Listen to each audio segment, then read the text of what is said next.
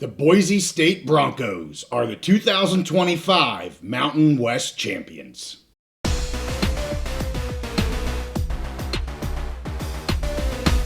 College football season is coming to an end, so we're back on the Big Mountain to bring you an update. Hey, welcome back to the Big Mountain. JY here to discuss the Mountain West Football Championship game that was held on Friday, December 5th. UNLV versus Boise State. 3 straight years in a row that these two teams match up in the Mountain West Championship game, and 3 straight years Boise State is the Mountain West champion. That's right, back to back to back. Boise State wins 38-21. Early on here, the Rebels dug themselves kind of a hole, and they really couldn't get out of it the rest of the game. They were able to cut a 21-0 deficit down to 28-21 in the third quarter, but the Broncos scored 2 fourth-quarter touchdowns to put the game away, finishing off the Rebels again for their 3rd straight Mountain West title. Total yards in this game, 460 for the Broncos, 409 for the Rebels. The Broncos were very efficient on third downs as well. 10 of 16 in this game. The Broncos only committed 3 penalties. That is against the Rebels' 9 penalties. That was something that Coach Mullen talked about at halftime.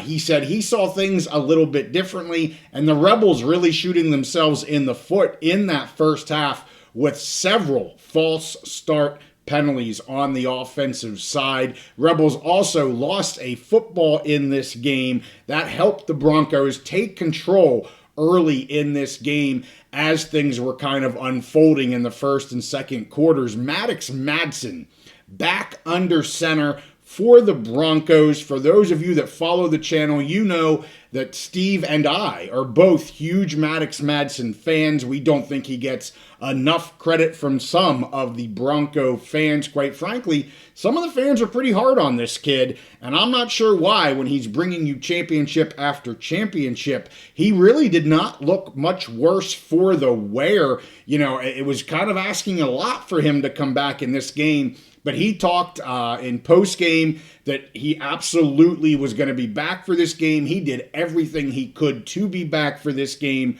Obviously, he was, and he made a huge difference for this Broncos offense. He finished 17 of 31 for 289 yards. He had 3 passing touchdowns. He also carried the ball 4 times with 1 rushing touchdown, so 4 total touchdowns here for Madsen. Sire Gaines and Dylan Riley, as the Bronco fans had seen most of the season, they did the damage on the ground overall. They combined for 139 yards. Gaines had the lone rushing touchdown for the running backs.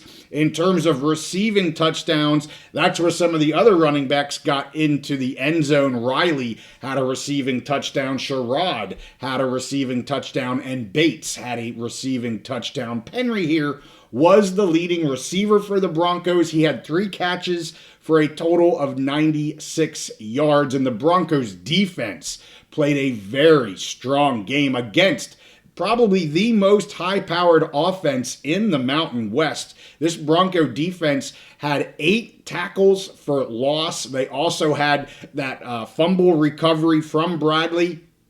Ty Benefield with the recovery. Looking at the UNLV side, Anthony Calandri was 18 for 38 for 225 yards with a passing touchdown. He was also the leading rusher here for the Rebels. He carried the ball 12 times for 66 yards and another rushing touchdown. So 2 touchdowns there for Anthony Calandria. JoJo Earl actually had the other rushing touchdown, getting some other guys into the mix here. And Troy O'Meara had the receiving touchdown for the Rebels. Earl actually was the leading receiver here with 2 catches for 45 yards. The UNLV defense in this one, a little bit more problems than what we had seen from them over the last 3 or 4 games. They struggled a little bit here in this game. Their leading tackler was McDuffie, and Conti had the only tackle for loss in this game. It was a sack, but only once did UNLV get a tackle for a loss. The offensive player of the game went to Maddox Madsen, absolutely worthy of this. He was all smiles. So cool to see this kid back in action. And Coach Danielson talked about how much his teammates believe in him and really use him as a spearhead to this team to, again, 3 straight back-to-back championships. And he's been a huge part of that. I don't understand why he gets some hate from Bronco fans.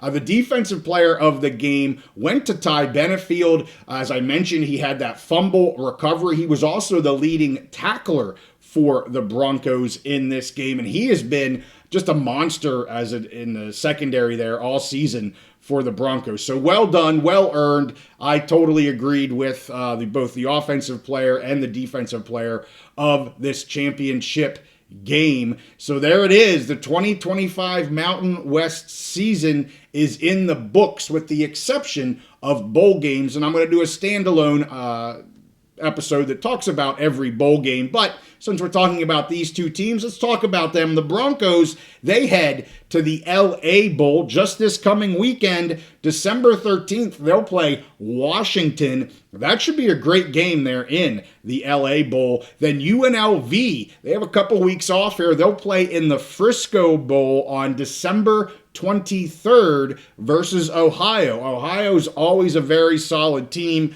Anxious for that matchup as well. As I said, I'll get into all of the bowls for the Mountain West in a separate episode. And there we have it. Congrats to the Boise State Broncos. Very difficult to win a championship, and to do it 3 years in a row is almost unheard of in any league. So with that, hey, thank you guys for watching this. Smash that like button. Subscribe if you're not already, and I'll see you next time on The Big Mountain.